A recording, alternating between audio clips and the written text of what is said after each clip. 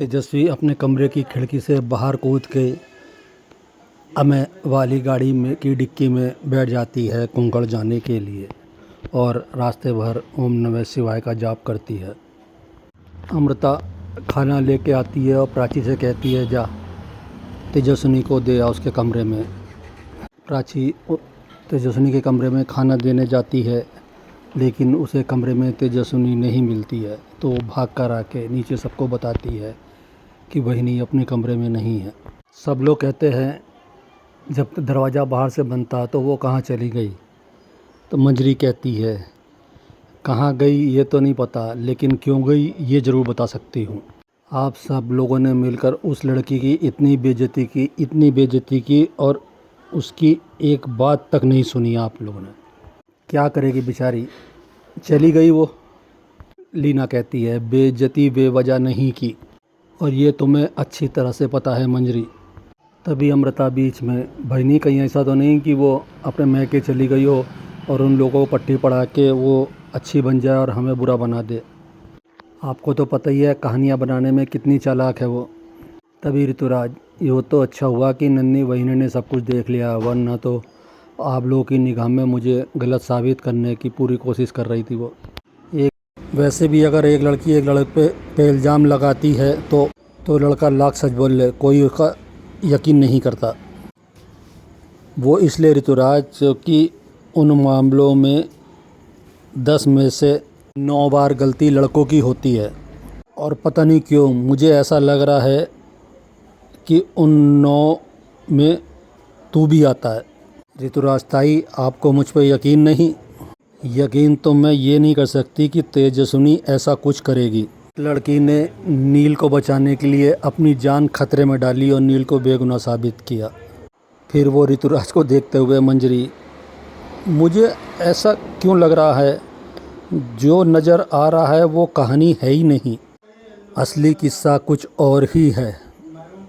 ऋतुराज और नंदी बहनी, उस पर भी भरोसा नहीं है आपको? उन्होंने तो अपनी आंखों से देखा था। मंजरी, देखा तो मैंने भी था बहुत बार तुझे तेजस्विनी के आसपास मंडराते हुए।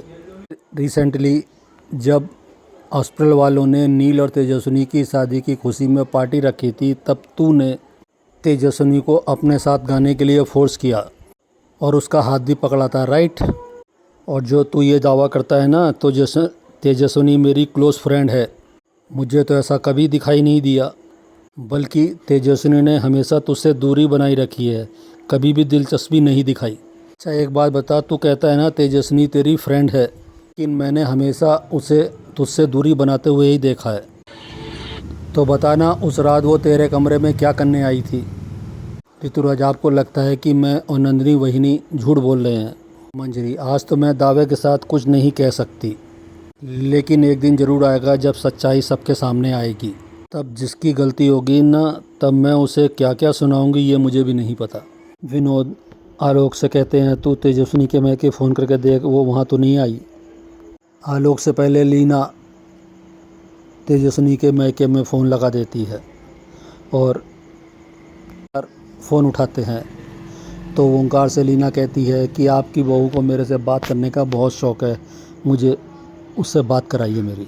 मुक्ता से कहती है, कहाँ है वो तुम्हारी बेशरम बेटी, और मैं जो तुम्हें उसके बारे में बताऊंगी उससे सुनकर तो तुम चुल्लू भर पानी में डूब मरोगी। हमारे लिए टेंशन कम थी, जो घर से भागकर और टेंशन दी उसने हमें। मुक्ता कहती है कि नहीं, वो यहाँ नहीं आई हम सबसे मिलने, पता नहीं कहाँ है वो। मुक्ता लीना का फ़ोन काट के तेजस्विनी का नंबर लगाती है, लेकिन वो स्विच ऑफ आता है। रास्ते में एक जगह यश पानी की बोतलें लेने उतरता है तो तेजस्विनी डिक्की से निकल के छुप जाती है। फिर वो यश पानी की बोतलें लेके गाड़ी चली जाती है, अपनी दूसरी गाड़ी से कोंकण के लिए निकलती है।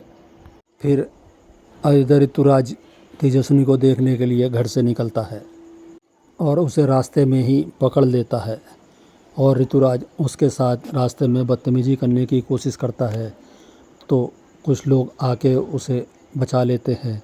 तेजस्विनी वहाँ से भाग जाती है और ऋतुराज गुस्से में उसे घूरता रहता है। कोंकण जाके पुलिस वालों से लड़ झगड़ के तेजस्विनी नील को ढूंढने जंगल में चली जाती है जंगल में उसे जंगल के अधिकारी लोग उसे एक बिजली देते हैं ताकि वो फायर करेगी, बंदूक देते हैं, वो फायर करेगी तो उसकी रोशनी से हम उसके पास पहुंच जाएंगे। वो तेजस्विनी ढूंढते ढूंढते नील के पास पहुंच जाती है और फायर कर देती है, जिससे पुलिस वाले ढूंढते हुए उनके पास आ जाते हैं। फिर वो नील को उठा के और तेजस्विनी के साथ जंगल से बाहर निकल के आते हैं और एम्बुलेंस में लेके जाने लगते हैं। तेजस्विनी जाने चाहती है लेकिन अमय और नंदिनी उसे रोक देते हैं और नील के पास आने के लिए मना कर देते हैं। नंदिनी कहती है, मैं नील की पत्नी हूँ और मुझे आप लोग उसके साथ जाने से नहीं रोक सकते।